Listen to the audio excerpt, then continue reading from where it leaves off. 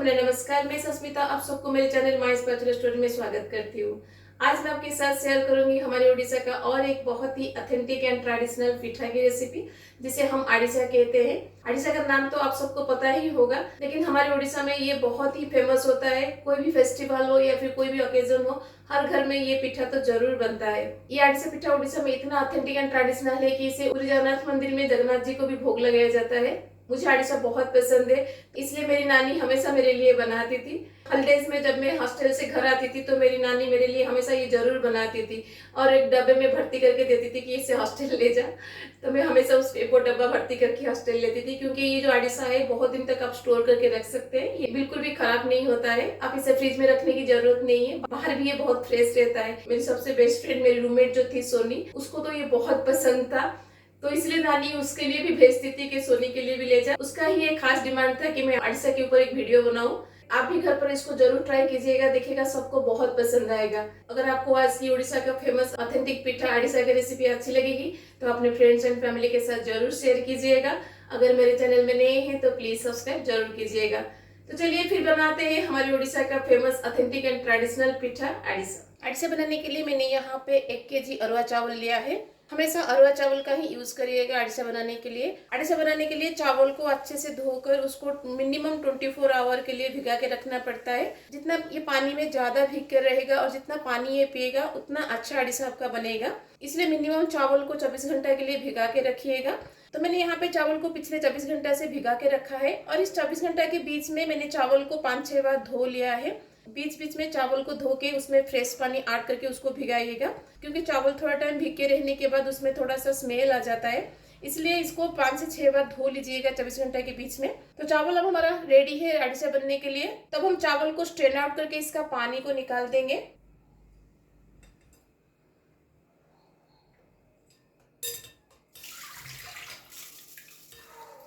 तो देखिए मैंने सारा पानी इससे स्ट्रेन आउट कर लिया है। अब चावल को हम थोड़ा टाइम के लिए सुखाएंगे। तो कैसे सुखाना है चलिए देखते हैं। चावल को हमें धूप में नहीं सुखाना है, हमें इसे फैन के नीचे सुखाना है। तो इसलिए मैंने यहाँ पे एक कॉटन कपड़ा डाल दिया है। हमेशा कॉटन कपड़ा का ही यूज करिएगा, क्योंकि कॉटन कपड़ा बहुत जल्दी वाटर को ऑब्जर्व कर लेता है। तो कॉटन कपड़ा के ऊपर हम चावल को ऐसे स्प्रेड कर लेंगे। चावल को अच्छे से चारों तरफ स्प्रेड कर लीजिएगा और चावल को हमें एक्सेस ड्राई नहीं करना है। थोड़ा सा गीलापन चावल में रहना चाहिए। अब इसको हम 15 से 20 मिनट के लिए ऐसे छोड़ देंगे। 10 से 15 मिनट के बाद मैं आपको दिखाती हूँ कितना टाइम तक आपको इसको ड्राई करना है। चावल को सुखाते हुए 10 से 15 मिनट हो गया है। तो देखिए चावल अभी भी थोड़ा सा गीला है। चावल आपके हाथ को गीला तो लगेगा, लेकिन चावल हाथ में चिपकेगा नहीं। इतना स्टेज तक आप चावल को सुखाइएगा। चावल अभी भी थोड़ा सा गीला है, ऐसे ही गीला रहना चाहिए। ऐसे गीला रहने से ही आड़िसा बहुत अच्छा बनता है। तो चलिए अब इसका हम पाउडर बनाते हैं। तो सारे चावल को मैं एक बाउल में निकाल दूंगी।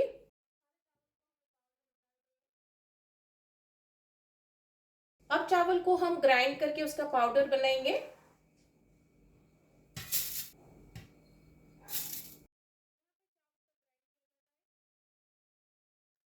चावल को यहाँ पे आप 2 स्टेज तक ग्राइंड कर सकते हैं।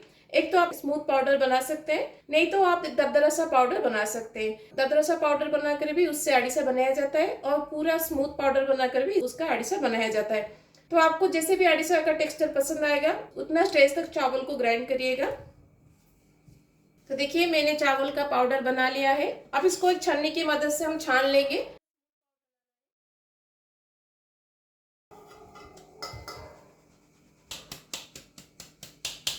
चावल के आटे में थोड़ा सा दरदरापन रहना चाहिए, ज्यादा नहीं, बहुत लाइट दरदरापन रखिएगा, उससे बहुत अच्छा आड़िसा बनता है। इसलिए जो छन्नी यूज करिएगा वो मीडियम होल वाला छन्नी यूज करिएगा। तो ऐसे ही हम सारे चावल का आटा को रेडी कर लेंगे। पहले देखिए मैंने सारे चावल का आटा बना लिया है। चावल को ऊपर से ऐसे प्रेस कर लीजिएगा ताकि ये ड्राई ना हो और अंदर से थोड़ा सा गीला रहे।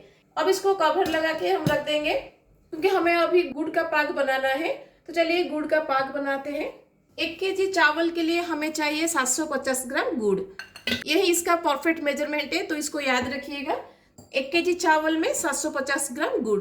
अगर आप हाफ केजी चावल से बनाते हैं तो 750 ग्राम का आधा, जो कि 375 ग्राम होता है, उतना गुड़ लेके इसको बनाइएगा। इस मेजरमेंट में मैंने बहुत बार आड़िसा बनाया है, जो कि बिल्कुल परफेक्ट बनता है। अब हम गुड़ को मेल्ट करेंगे, तो इसलिए मैं गुड़ में डाल दूंगी हाफ कप ऑफ पानी। ज़्यादा पानी मत डालिएगा, हाफ कप ऑफ पानी ही डालिएगा। जब तक गुड़ कम्प्लीटली मेल्ट नहीं हो जाता तब तक हम इसको हाई फ्लेम पर बैठाएंगे। अब देख सकते हैं गुड़ अभी मेल्ट होना शुरू हो गया है। जब तक गुड़ कम्प्लीटली मेल्ट नहीं हो जाता तब तक हम इसको बैठाएंगे। तो गुड़ अभी हमारा कम्प्लीटली मेल्ट हो गया है। हमें इसे एक तार दो तार ऐसा कुछ नहीं बनाना है। इसको कितना स्टेज तक बनाना है मैं आपको आगे बताऊंगी। गुड़ का पाक को टेस्ट करने के लिए एक बाउल में ऐसे पानी साइड में रखिएगा। बीच बीच में गुड़ में से थोड़ा सा लाकर इस पानी में डालिएगा। तो आप देख सकते हैं जब हम इसको हाथ में इसे उठाने के लिए कोशिश करेंगे ना, देखिए ये जेली जैसा आपके हाथ को लगेगा, और आप जब इसे गोल गोल करेंगे ना, एक जेली चॉकलेट जैसा आपके हाथ में इसे बन जाएगा। इतना स्टेज तक आपको गुड़ को पकाना है। अब हम गैस के फ्लेम को स्लो कर देंगे। अब इस स्टेज पर हम इसमें डालेंगे 2 टीस्पून ऑफ सौंफ, 1 टीस्पून ऑफ इलायची पाउडर, 1 टेबलस्पून सफेद तिल, और उसके साथ 2 टीस्पून ऑफ घी। आड़ीसा पिठा को घी पिठा भी कहा जाता है क्योंकि इसमें घी डाला जाता है। अब इन सबको हम गुड़ में मिक्स कर देंगे। तो इस स्टेज पर हम गैस को बंद कर देंगे। अब इसमें हम चावल को डालेंगे। तो एक हाथ में चावल लीजिएगा, उसको डालिएगा, और दूसरे हाथ में उसको मिक्स करते जाइएगा। जब फर्स्ट बैच मिक्स हो जाए तो फिर से सेकेंड बैच उसमें डालिएगा और उसको मिक्स करिएगा। अगर इसमें लम्स आ जाते हैं तो पैनिक होने की जरूरत नहीं है, तो बाद में वो लम्स नॉर्मल हो जाएगा। ऐसे ही हम सारे चावल को गुड़ में मिक्स कर देंगे। तो चावल को गुड़ में मिक्स करते टाइम गैस को कम्प्लीटली बंद कर दीजिएगा, नहीं तो गुड़ जो है उसका पाक बहुत हार्ड हो जाएगा और आड़ीसा आपका बहुत हार्ड बनेगा। तो देखिए मैंने सारे चावल के आटा को गुड़ में मिक्स कर लिया है। इसका कंसिस्टेंसी मैं आपको दिखाती हूँ। देखिए इतना कंसिस्टेंसी ही इसका परफेक्ट कंसिस्टेंसी है। आपको अभी ये पतला लग रहा होगा, लेकिन थोड़ी देर रहने के बाद ये थोड़ा सा हार्ड हो जाता है। अब इसके ऊपर हम डालेंगे 1 टीस्पून घी, और घी को चारों तरफ अच्छे से स्प्रेड कर लेंगे ताकि ऊपर से ये पाक हार्ड ना हो। अब इसको कवर करके 10 से 15 मिनट के लिए छोड़ देंगे, जब तक ये थोड़ा सा ठंडा नहीं हो जाता। इसे हमें कम्प्लीटली ठंडा नहीं करना है। जितना टेम्परेचर में आप इसको हाथ में पकड़ सकते हैं उतना टेम्परेचर लो होने तक आप इसको ठंडा करिएगा। चावल और गुड़ का पाक जो हमने बनाया था वो अभी थोड़ा सा ठंडा हो गया है, इसलिए मैंने यहाँ पे तेल बैठा दिया है, क्योंकि आड़ीसा को तलने के लिए तेल का टेम्परेचर बहुत हाई होना चाहिए। और आप देख सकते हैं मैंने एक आयरन की कढ़ाई में बैठाया है। अगर आपके पास आयरन की कढ़ाई नहीं है तो आप कोई भी मोटा बेस वाला कढ़ाई बैठाइएगा, क्योंकि यहाँ पे तेल का टेम्परेचर मेंटेन होकर रहना इंपॉर्टेंट चीज़ है।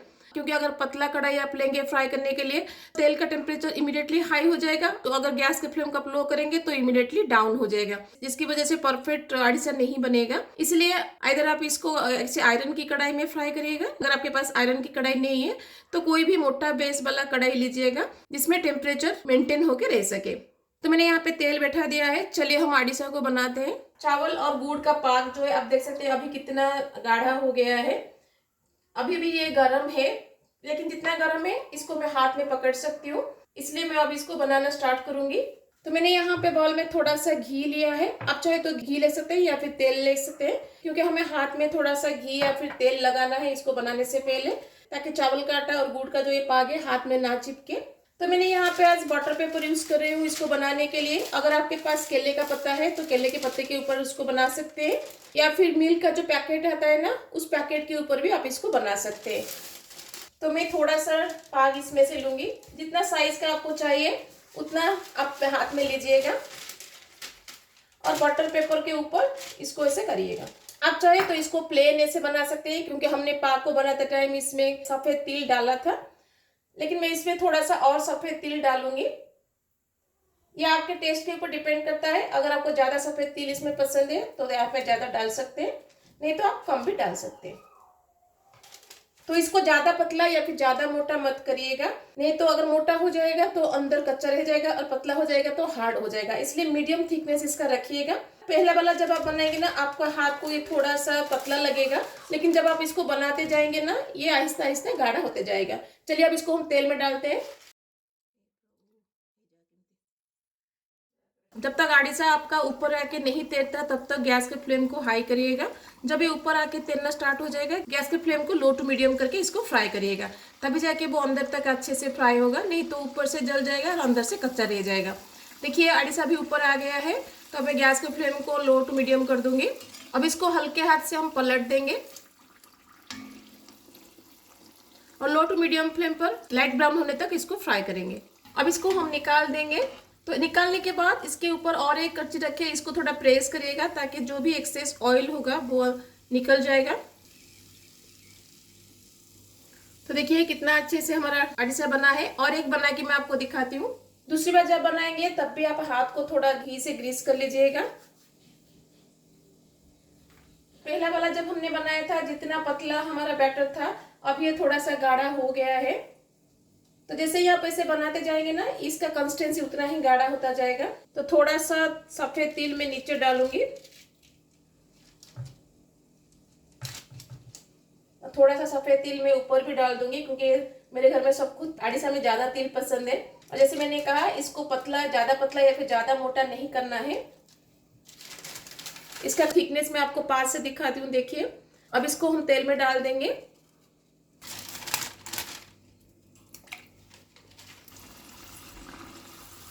तब ये ऊपर आ गया है, गैस के फ्लेम को हम लो टू मीडियम कर देंगे और इसको हल्के हाथ से पलट देंगे।